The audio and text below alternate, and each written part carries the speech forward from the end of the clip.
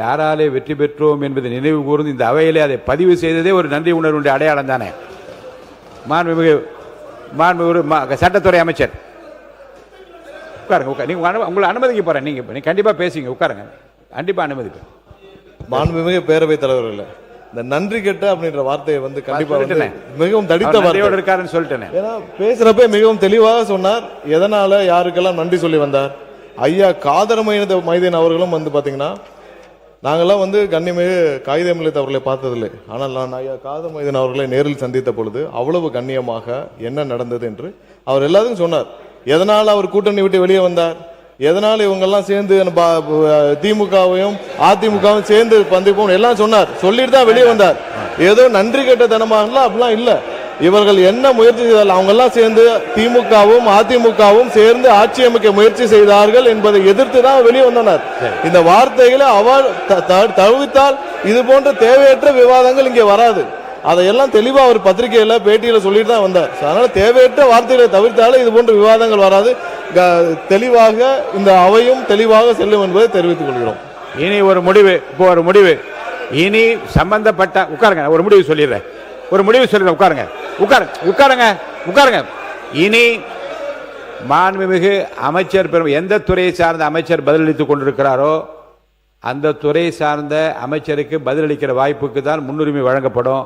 அந்த வகையில் நம்முடைய மாண்புமிகு சிறுபான்மைத்துறை அமைச்சர் அவர் பேசி முடித்து விட்டார்கள். இஸ்லாமிய சமுதாயத்தைச் சேர்ந்த சட்டமன்ற உறுப்பினர் அந்த வாய்ப்பை நான் தந்து கொண்டிருக்கிறேன். முன்னாள் அமைச்சர் மெய்யநாதன் அவர்களுக்கு வாய்ப்பு தர வேண்டும் கேட்டு அவருக்கு வாய்ப்பு நான் தருகிறேன். நீங்க பேசுங்க. உட்காருங்க. மாண்புமிகு பேரவைத் தலைவர் அவர்களே, இந்தியாவில் சமூக நீதியை நிலைநாட்டிய மண் தமிழ்நாடு, நிலைநாட்டிய தலைவர் முத்தமிழறிஞர் தலைவர் கலைஞர் அவர்கள். இஸ்லாமிய மக்களுக்காக இந்தியாவில் 3.5% உள் இடஒதுக்கீடை தந்தவர் முத்தமிழறிஞர் தலைவர் கலைஞர் அவர்கள்.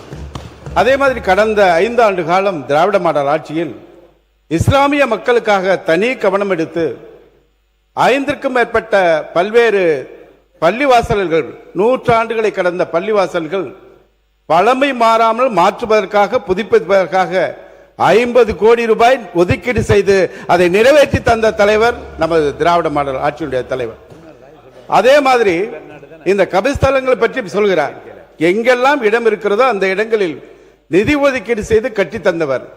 அதே மாதிரி ஹஜ் யாத்திரை மேற்கொள்கின்ற இஸ்லாமிய சகோதரர்கள் வெளிநாட்டு பயணங்கள் மேற்கொள்கிற பொழுது அங்கே தங்கி செல்வதில் சிரமம் ஏற்படுகின்ற பொழுது என்று கோரிக்கை வைத்தவுடன் கனிவோடு பரிந்துரைத்து 40 கோடி ரூபாயிலே அவர்கள் தங்கி செல்வதற்கான அந்த கட்டடத்தை கட்டுவதற்கான பணிகளை மேற்கொண்டவர் திராவிட மாடல் ஆட்சியுடைய தலைவர்.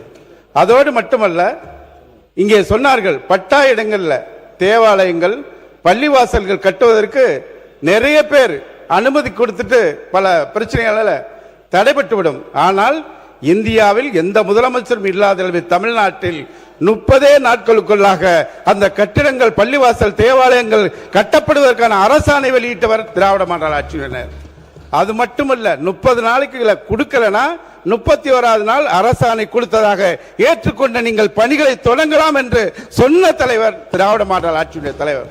அவரை பார்த்து இப்படி பேசுகிறேன், நியாயம் தானா என கேட்க விரும்புகிறேன். அதே மாதிரி 10.5% இடஒதுக்கீடு கடந்த அதிமுக ஆட்சியில் கொண்டு வரப்பட்ட அந்த திட்டம் திராவிட மாடல் ஆட்சி பொறுப்பேற்றதுக்கு பிறகும் செயல்படுத்தப்பட்டது. அப்படி செயல்படுத்தப்பட்டது, நான் பேசி முடிச்சிடறேன். அப்படி செயல்படுத்தப்பட்டதுக்கு பிறகு 108, அதாவது இந்த 10.5 மற்ற 20% இடஒதுக்கீடு தான் 10.5 கொடுத்திருக்கோம். இந்த 20% இடஒதுக்கீடு வன்னியர் உட்பட 108 ஜாதிகளுக்கு 1989 20% இடஒதுக்கீடு தந்தவர் முத்தமிழறிஞர் தலைவர் கலைஞர் அவர்கள். இன்றைக்கு வரைக்கும் 36 வருஷமா நாம அந்த இடஒதுக்கீடு தான் பயன்படுத்துகிறோம். இங்கே பேசியவர் சொன்னார், தலைவர் குடும்பத்தை சார்ந்தவர் வழக்கு போட்டார். அது கிடையவே கிடையாது, உண்மைக்கு புறமான செய்தி. அந்த அதை பற்றி நான் ஆய்வு சொல்லிட்டேன். அதுக்குள்ள போக வேணாம், நான் சொல்லிவிட்டேன். அதை பற்றி ஆய்வு செய்து நான் முடிவை அறிவிக்கிறேன் சொல்லிவிட்டு அதுக்குள்ள போகாதீங்க, விட்டுருங்க. வாங்க சொல்லிடுறேன். 10.5 சென்னை உயர்நீதிமன்றம் மதுரை கிளை வழக்கு வந்தவுடன் அந்த ஜிஓவை ரத்து பண்றாங்க. ரத்து பண்ணவுடன் அன்றைக்கு இருந்த திராவிட மாடல் ஆட்சியுடைய தலைவர் முதலமைச்சர் அன்றைக்கு மருத்துவர் ஐயா அவர்கள் சட்டமன்றத்தில் இங்கே சந்திக்கிறார். உடனடியாக அதனை எதிர்த்து சுப்ரீம் கோர்ட் உச்சநீதிமன்றம் சென்றவர் நமது அன்றைய தமிழ்நாடு முதலமைச்சர் சட்ட போராட்டம் நடத்தினார். அன்றைக்கு உச்சநீதிமன்றம் அந்த 10.5% இடஒதுக்கீடு அரசாணையை ரத்து செய்துவிட்டு அவர்கள் என்ன சொன்னார் என்றால், எந்த டேட்டா வச்சு நீங்க இந்த இடஒதுக்கீடை கொடுத்தீங்க? தற்கால தரவுகளின் அடிப்படையில் தான் இந்த இடஒதுக்கீடு வழங்க வேண்டும், கான்டெம்பரேனியஸ் டேட்டா அதன்படிதான் வழங்க வேண்டும் என்று உச்சநீதிமன்றம் சொல்கிறது. உடனடியாக அன்றைக்கு இருந்த முதலமைச்சர் இந்த நாட்டுடைய பிரதமர் அவர்களுக்கு கடிதம் எழுதுகிறார், ஜாதி வாரி கணக்கெடுப்பு நடத்தப்பட வேண்டும் என்று. ஏன் ஒன்றிய அரசு நடத்த வேண்டும்? சென்சஸ் ஆக்டின் கீழ் தான் ஜாதி வாரி கணக்கெடுப்பு எடுக்க முடியும் என்ற சூழலில் கடிதம் எழுதுகிறார். அதற்கும் பதில் இல்லாத பொழுது 26/10/2023 ஒருமனதாக இதே அவையில் ஜாதிவாரி கணக்கெடுப்பு நடத்தப்பட வேண்டும் என்ற தீர்மானம் நிறைவேற்றப்பட்டு மாண்புமிகு இந்திய பிரதமர் அவர்களுக்கு அனுப்பி வைக்கப்பட்டது. அதற்கு பிறகு ஒன்றிய அமைச்சரவை கூடி அவர்கள் முடிவெடுக்கிறார்கள், 2029 ஜாதிவாரி கணக்கெடுப்பு, மக்கள் தொகை கணக்கெடுப்போடு ஜாதிவாரி கணக்கெடுப்பு நடத்தப்படும் என்று ஒன்றிய அரசு அறிவித்திருக்கிறது. அந்த அடிப்படையில் தான் ஆளுநர் நிதிநிலை அறிக்கையில புதிதாக பொறுப்பேற்றிருக்கின்ற அரசும் மக்கள் தொகை கணக்கெடுப்பு, ஜாதிவாரி கணக்கெடுப்பு எடுத்ததுக்கு பிறகு தமிழ்நாட்டில் நாங்கள் எடுப்போம் என்று கவனமாக சொல்லி இருக்கிறார்கள் என்பதை இந்த அவைக்கு கொண்டு வருகிறேன். எந்த சூழலையும் வன்னியர் மக்களுக்கு இடஒதுக்கீடு பெற்றுத் தருவதில் முதலில் நின்று களப்போராளி திராவிட முன்னேற்ற கழகம் என்பதை பதிவு கடமைப்பட்டிருக்கிறேன். கணேஷ்குமார் அவர்கள்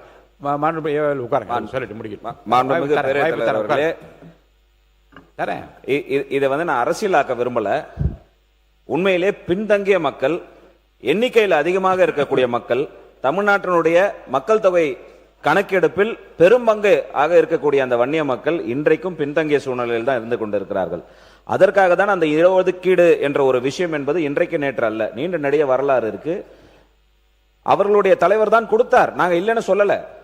பல போராட்டங்களுக்கு பிறகு ஒரு நாள் சாலை முறையில் எங்களுடைய மருத்துவர் ஐயா அவர்கள், இல்ல நான் முடிச்சிருந்த பேர தலைவர்கள், ஏதோ எல்லாத்தையும் அவங்க தான் கொடுத்தாங்க. தானதுக்கு மட்டும் நீங்க பதில் சொல்லுங்க. விளக்கம் வரலாறுலாம் சொன்னீங்கன்னா அது கால தாமதம் வேண்டாம்.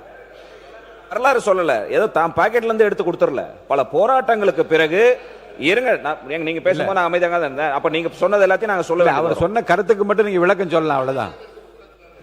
21 உயிர்களை தியாகம் செய்த பிறகு வன்னியர் சமுதாயத்திற்கான இடஒதுக்கீடு கோரப்பட்டது.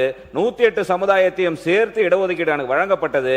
அதையும் நாங்கள் மனதார வரவேற்றோம். அதற்காக தான் அன்னைக்கு கூட அமைச்சர் சொல்லும் போது அந்த மஞ்சத்துண்டு ஏன் முன்னாள் முதல் கலைஞர் அவருடைய கழுத்துல இருந்ததுன்னு கேட்டாரு. 108 சமுதாயத்திற்கு சேர்த்து கொடுத்ததற்காக சமூக நீதிக்கு நீங்க கொடுத்தீங்கன்னு உங்களை அங்கீகரிச்சு பாராட்டி விழுப்புரத்துல மாநாடு ஏற்பாடு செய்து எங்களுடைய நிறுவனர் மருத்துவர் ஐயா அவர்கள் உங்களுக்கு கழுத்துல போட்ட அந்த துண்டு, மஞ்சள் துண்டு, அதற்கு பின்னாடியும் வரலாறு இருக்கு. நாங்க கேட்கக்கூடிய விஷயம் ஒண்ணுதான், அமைச்சர் தெளிவா சொல்றாரு, ஏன் குழப்பறீங்க? 10.5% இடஒதுக்கீட்டிற்கும் சாதிவாரி கணக்கெடுப்புக்கும் சம்பந்தம் இல்ல. உச்சநீதிமன்றத்தில் தெளிவா கொடுத்திருக்குது, குவான்டிஃபையபிள் டேட்டா. அதற்காக தான் எங்களுடைய தலைவர் மருத்துவர் அன்புமணி ராமதாஸ் அவர்கள் 3 முறை உங்களுடைய முதலமைச்சரை நேரில் வந்து சந்திச்சு குவான்டிஃபைபிள் டேட்டா தாங்க கேட்டிருக்கிறாங்க. எப்படி பின்தங்கி இருக்கிறாங்கன்னு கேட்டிருக்கிறாங்கன்றதற்கு நீங்க ஆணையம் அமைச்சீங்க. ஆணையத்திற்கான ரெக்கமெண்டேஷன் கொடுக்காம 6 மாதத்துல எடுக்கணும்னு சொல்லி இன்னைக்கு 5 வருஷம் ஆச்சு.